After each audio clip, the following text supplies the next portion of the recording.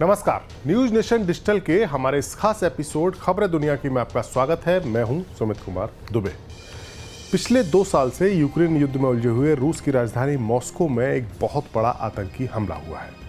शुक्रवार को एक कॉन्सर्ट में कुछ आतंकियों ने घुसकर ताबड़तोड़ गोलियां चलाई और इस हमले में 100 से ज्यादा लोगों के मारे जाने की खबर है और कई लोग इसमें घायल हुए हैं। ऐसी जानकारी रूस से अभी तक आई है। इसे रूस के इतिहास में अब तक का सबसे बड़ा आतंकी हमलों में से एक माना जा रहा है। यूं तो इस हमले की जिम्मेदारी इस्लामिक आतंकी संगठन ISIS के खुरासान की विंग ने ली है, लेकिन रूस में हमले के तार यूक्रेन के साथ भी जुड़े जा रहे हैं। अपने आज के वीडियो में हम बात करेंगे कि अगर वाकई में रूस को इस हमले में यूक्रेन का हाथ होने का संकेत मिला तो आगे क्या हो सकता है, और अगर यह हमला वाकई ISIS के आतंकवादियों ने किया है तो इसकी वजह क्या है और रूस कैसे इनसे निपटेगा। शुक्रवार को मॉस्को के बाहर क्रोकस सिटी हॉल कॉन्सर्ट में संगीत समारोह की तैयारी थी। हॉल में प्रसिद्ध रूस का जो रॉक बैंड है पिकनिक, उसकी परफॉर्मेंस होनी थी। इसे देखने के लिए भीड़ जमा हुई थी।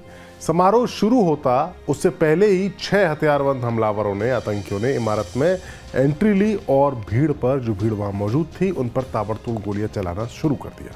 हमले की वजह से इस कॉन्सर्ट हॉल की इमारत पर आग भी लग गई और इसकी सबसे ऊपरी मंजिल गिर भी गई। इस हमले की जांच रूस की संघीय सुरक्षा सेवा यानी FSB कर रही है। इसके चीफ पुतिन के काफ़ी खास अधिकारी हैं बोर्टनिकोव, और उन्होंने इस हमले में 11 लोगों की गिरफ्तारी की जानकारी दी है। साथ ही उन्होंने ये भी बताया है कि हमलावर इस हमले को अंजाम देने के बाद यूक्रेन की ओर भागने की कोशिश कर रहे थे। यही नहीं, रूस के राष्ट्रपति व्लादिमीर पुतिन ने अपने देश को संबोधित करते हुए इस बात का जिक्र किया है कि हमलावर यूक्रेन की सीमा की ओर भाग रहे थे। इसके अलावा भी कुछ ऐसी लीड्स बताई जा रही हैं जो इस हमले के तार यूक्रेन से जोड़ रही हैं। हालांकि यूक्रेन ने इस हमले में किसी भी तरह की भूमिका से अपने किसी भी तरह का हाथ होने से इनकार किया है और अमेरिका ने इस बात की तस्दीक की है कि इस हमले में यूक्रेन का कोई रोल नहीं है, लेकिन रूस इसे पूरी तरह से मानने को तैयार नहीं है।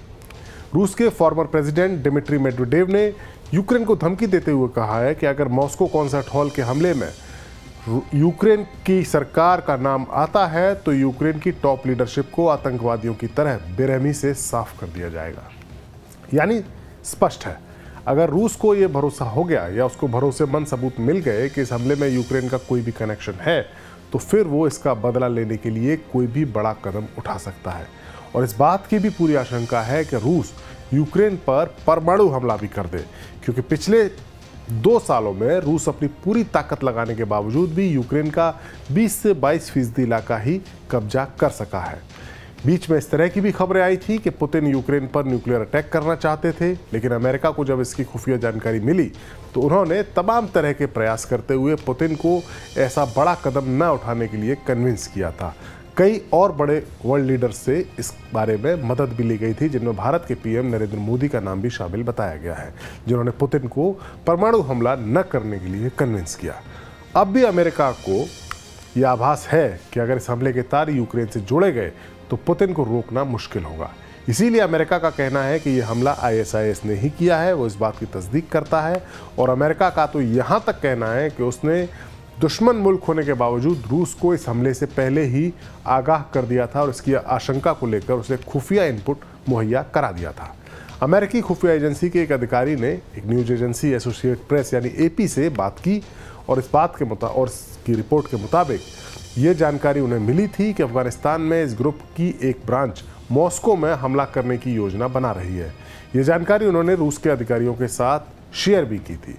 अमेरिका का कहना है कि ISIS के रूस के राष्ट्रपति व्लादिमीर पुतिन का ये संगठन विरोध करता है और पिछले कई सालों से ऐसा देखा गया है, इस बात को नोटिस किया गया है कि ये संगठन अपने जो प्रोपेगेंडा है उसमें पुतिन को क्रिटिसाइज करता है। अब सवाल यह है कि ISIS आखिर पुतिन को अपना दुश्मन क्यों मानता है। दरअसल ये कोई पहली बार नहीं है जब इस संगठन के आतंकवादियों ने रूस को निशाने पर लिया हो। रूस ने हाल ही में रूस में जो बड़े आतंकी हमले हुए हैं या जो वारदात हुई हैं उसमें इस्लामिक स्टेट यानी ISIS के जो स्थानीय आतंकी संगठन है इस्लामिक स्टेट खोरासान प्रोविंस, वो इसमें शामिल रहा है और मेनली अफगानिस्तान में इसकी शाखा है। अफगानिस्तान से ये लोग ऑपरेट करते हैं। ISIS का जो खोरासान प्रोविंस वाली शाखा है वो साल 2021 में जब अमेरिका अफगानिस्तान को छोड़ गया था तो उसके बाद से इस गुट की एक्टिविटी काफ़ी बढ़ गई थी और रूस इसके निशाने पर बना है। 2015 में दरअसल पाकिस्तान और उज्बेकिस्तान के जो आतंकवादी समूह थे कई सारे, उन सदस्यों ने इस ISIS खुरासान को बनाया था।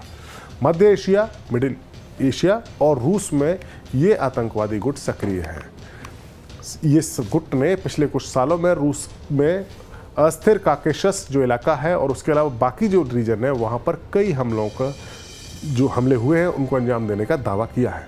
इनमें रूस और फॉर्मर जो सोवियत संघ के बाकी हिस्से हैं, जो कंट्री जो सोवियत संघ का पार्ट थे, वहाँ से इनके लड़ाकों की भर्ती की जाती है। अक्टूबर 2015 में ISIS ने बम लगाकर इजिप्ट के सिनाई प्रायद्वीप के ऊपर एक रूसी यात्री विमान को गिरा दिया था। विमान में सवार लोगों में से अधिकांश रूस के नागरिक थे जो मिस्र में यानी इजिप्ट में छुट्टियां मनाकर लौट रहे थे। इस हमले में विमान में सवार सभी 224 लोगों की मौत हो गई थी। इसके बाद सेंट पीटर्सबर्ग, जो कि रूस का एक बड़ा शहर है, वहाँ की मेट्रो में साल 2017 में बम विस्फोट किया गया था जिसमें ISIS शामिल था। इस हमले में 15 लोग मारे गए थे और 45 लोग इसमें घायल हुए थे। दरअसल रूस के खिलाफ ISIS के इन हमलों के पीछे की एक बड़ी वजह सीरिया में रूस का इन्वॉल्वमेंट है, सीरिया में रूस का मिलिट्री दखल है।